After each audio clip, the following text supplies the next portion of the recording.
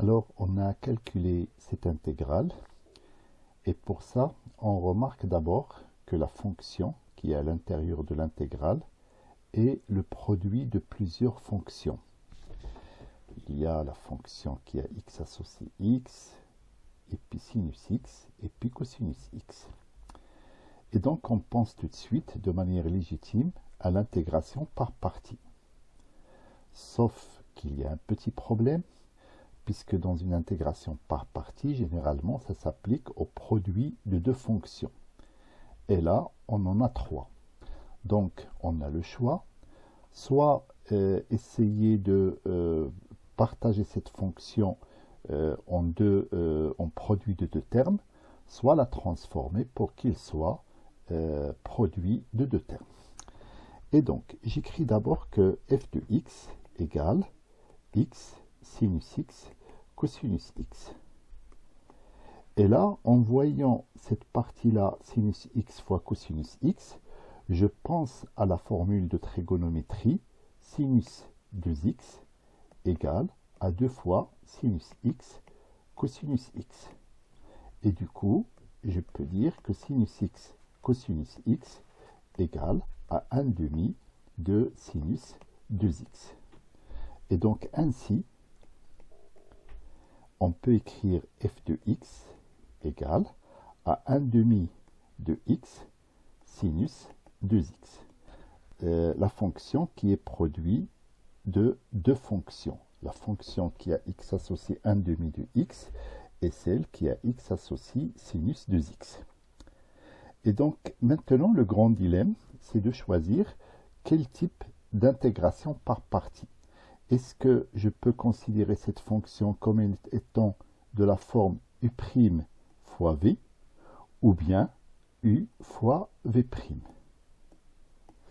Alors, on constate tout de suite que le premier choix, si je considère que u' de x égale 1 demi de x, et bien tout simplement, ça va nous donner une intégrale avec x au carré fois une fonction trigonométrique. Et cette intégrale, évidemment, elle est plus compliquée, elle est plus difficile à calculer que l'intégrale initiale. Donc, il paraît évident que le choix pour lequel il faut opter, c'est plutôt celui-là, u fois v'. Donc, on va définir les deux fonctions. Donc, on va écrire que u de x égale à 1 demi de x et que v' de x égale sinus de 2x. Donc, je calcule la dérivée de l'une et une primitive de l'autre. Et donc, ça, c'est plutôt facile. U' de x, ça va donner 1 demi.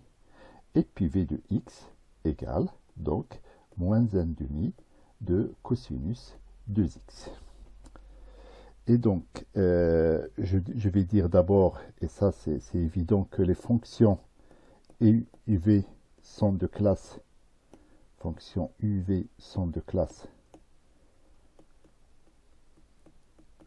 C1 sur l'intervalle d'étude, c'est-à-dire sur 0 puis sur 4. Et donc, une fois qu'on a fait ça, on peut se lancer dans le calcul. Alors, pour le calcul, je reprends mon intégrale.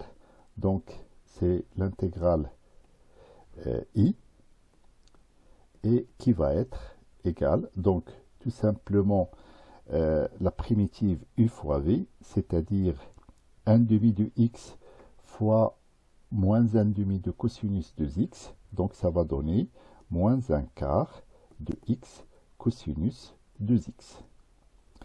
Et puis moins l'intégrale de 0, donc là j'ai oublié de mettre de 0 à pi sur 4, et puis là, moins l'intégrale de 0 toujours à pi sur 4, de u', c'est-à-dire 1 demi, multiplié par v de x, c'est-à-dire moins 1 demi de cosinus 2x dx.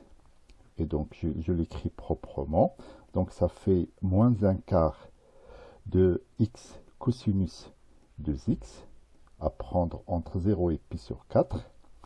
Et puis, moins, ça va faire plus 1 quart de l'intégrale de 0 à pi sur 4 de cosinus 2x dx. Et là, j'ai atteint l'objectif visé par l'application de cette méthode d'intégration par partie, puisque là, bon, il suffit de remplacer x par pi sur 4 et pi par 0. Par contre, ici, je me retrouve avec une fonction dont la primitive est facile à calculer, c'est une primitive usuelle. Alors, je calcule d'abord ce terme-là.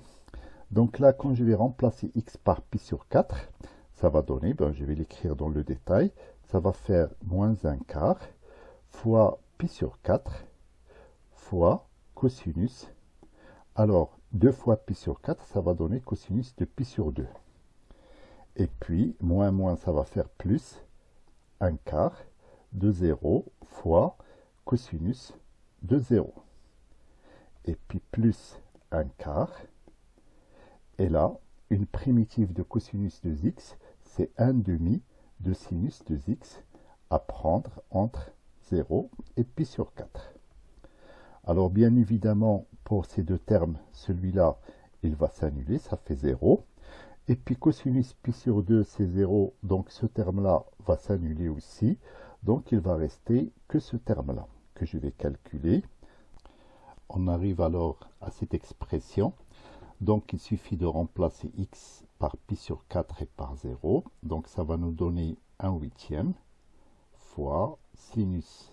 Donc 2 fois pi sur 4, ça va donner sinus pi sur 2, moins sinus de 0. Sinus pi sur 2, c'est 1, et sinus de 0, c'est 0. Donc ainsi, on a notre intégrale i qui est égale à 1/8.